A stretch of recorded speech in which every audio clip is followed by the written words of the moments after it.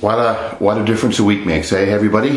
How you doing? Tim here once again, a view from the South Stands. I'm coming to you on Monday after Toronto FC's second win of the season, a relatively convincing road win at the Citrus Bowl in Orlando in front of 30,000 purple-clad Orlandoites, a brace from Jozy Altidore, and most importantly, a clean sheet for the Reds as they now secure 6 points on their road trip, which is soon coming to an end. They've got a game in Philly this coming Saturday, and then of course we've got the home opener on the 10th of May. I tweeted last night during the game. I usually try to live tweet when I'm watching the games, but I didn't really have a lot of time last night. I had a barbecue, had some family over, and I didn't really have a lot of time to actually do that, but I was able to jump in with my 2 cents a little bit later on in the game. And this might sound a little counterintuitive in talking about a sport where points are important, but long term, and I'm talking over the next 3-4 months, as the Reds have that home stretch coming, and they've got to start making hay and climbing up the table and getting to where everybody wants them to be, namely the playoffs at the end of the season. I firmly believe that most importantly last night, the clean sheet, far more important than the 3 points. The 3 points are great. I'll take them. I'm really happy about the 3 points. But long term, I think the clean sheet was absolutely critical. And let me tell you why. There had to be a reaction last night from both the players and in particular from Greg Vanney. There had to be a response to a number of subpar defensive efforts. Toronto FC had, I think, 9 or 10 goals, or actually 8 goals going into the game last night in Orlando. That should be enough to get you more than 3 points on the road out of a possible 15. It should have been. It really should have been. And we all know, and I've documented it in this space, and anybody who cares about Toronto FC knows bloody well how much they've struggled at the back with injuries, with formations, with tactics, with the midfielders bombing on. I've been on about this time and again. And obviously this is where we found ourselves. We found a coach under tremendous pressure and scrutiny this week. So there had to, and of course the players themselves, so there had to be a reaction, and last night there was a reaction. Vanney had to show that he could coach. And last night he actually, I think with the exception of Robbie Findlay, who I think was a little anonymous, I think he really got the starting 11 pretty well bang on based on what he had available to him. He actually, rejigged his tactics a little bit. Obviously, Kaká, still a tremendous player for Orlando. World Player of the Year, not far removed, of course. Those are few and far between when there's only one guy that wins that trophy year in and year out. He's their engine, he's their creative maestro in midfield, and there had to be a defensive sort of adjustment to accommodate that. So he went with pretty well a flat 4-4-2, meat and potatoes, boring style. 2 banks of 4 in the midfield, Sheru and Bradley, more about Bradley in a minute, sitting, and more about Sheru too, sitting in front of the defenders, and the fullbacks not bombing on. He relied upon Jackson and later on Osorio for some wide play. Osorio came on for Findlay a little bit later on in the game.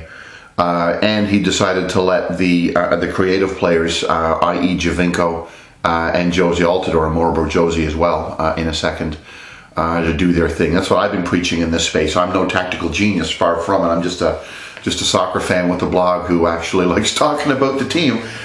But I can tell you right now, guys, that my thing over the last few weeks has been square pegs and round holes, or round holes and square pegs, however you want to look at it. Trying to play a high pressing midfielders in the center, fullbacks playing essentially as ostensible wingers, pushing up the field, creating goals, yes, but leaving tremendous space at the back. Balls coming in over the top, and the Reds conceding goal after goal after goal. That had to stop last night. The 4-4-2, clogging up the channels, making it hard for Kaká to create anything, worked. And it was really encouraging to see that both the players bought into it and that Coach Vanny actually decided to actually do something a little different, and it seemed to work last night. Again, we need to temper our enthusiasm today based on the fact that Orlando is an expansion team, a team that hasn't been able to win at the Citrus Bowl, I think now in 3 attempts. So we need to temper our enthusiasm over the defensive result there, but I can maybe count at most 1, maybe 2 moments of terror for the TFC backline versus 10, 12, 15 moments of terror for the last few games. And I will actually take that to the bank. Now, Bradley and Sheru. Bradley was under some criticism this week. I'd urge you to go and take a look at a piece that John Molinaro for Sportsnet wrote on the sportsnet.ca website, where he actually basically called out Michael Bradley for the quality of his play over the start of the season. And I think I don't know if Mr. Bradley actually was motivated by that. If the tactical adjustments actually suited him a little more. I don't know what it was. Maybe, again, the quality of the opposition. But I think Bradley had one of his truly best games in a Toronto FC jersey yesterday. He looked much more like the U.S. national team's Michael Bradley rather than the Toronto FC's, to this point, Michael Bradley. And that was really encouraging to see. He was getting a little more involved offensively. Not neglecting his defensive duties whatsoever, but he was playing much more of a box-to-box role. Sheru has shown some real glimpses of brilliance so far this season. If you go back to Vancouver, if you go back to last night, he actually has set up some wonderful goals. He's got pinpoint, accurate, long ball passing. He's able to switch the play from side to side. And he's got a real sense of soccer intelligence that was almost solely responsible for Jozy Altidor's second goal, other than, of course, Jozy's skill in actually putting the ball in the back of the net. And that brings me to Jozy Altidor. And again, something I talked about in this space for the last game as well. In the last game, I said that Giovinco is going by himself to win Toronto FC points, and he almost got us a point in Dallas, if you remember. With those 2 late goals, he almost got a hat trick to actually secure a point for the Reds, a point that they didn't nowhere near deserve. Last night, Jozy Altidor had 2 opportunities to score. One was a beautiful dribble from the offensive end of the midfield through about maybe 4, maybe 5 Orlando players with a very clinical finish. And the second goal, of course, came from that pinpoint pass that Sheru passed to him earlier, that led to a nice clinical finish as well. And this, again, I think reinforces the point that I've been trying to get across in this space for a while, which is keep the bloody fullbacks at home. Let the creative players by themselves score goals, because there's goals in this team. There's goals in Altidor. There's goals in Giovinco. Dare I say there's goals in Michael Bradley. There's goals in players like Osorio.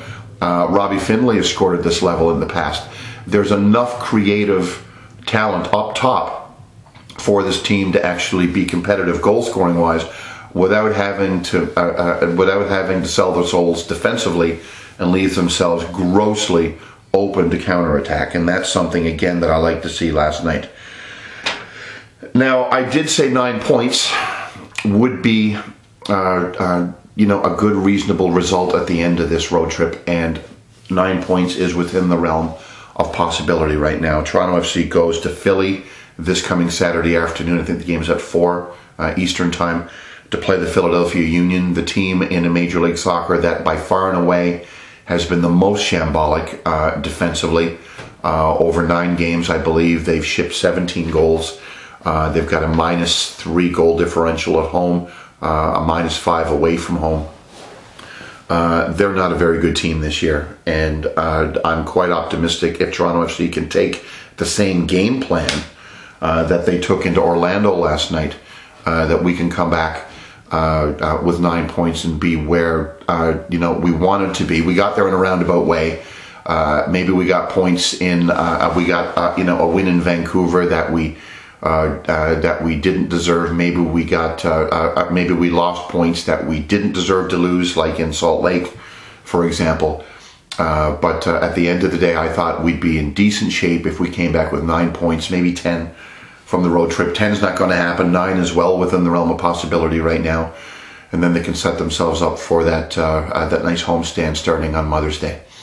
So that's it. Come on, you Reds. Let's see if they can continue the winning ways and the defensive solidity in the following game against Philadelphia. And I'll have another post up on Sunday, another video post up on Sunday after the game against Philly, where we take a look back at the road trip and prepare, of course, for the home opener. So come on, you Reds. Have a great week, and we'll talk to you guys soon. Cheers.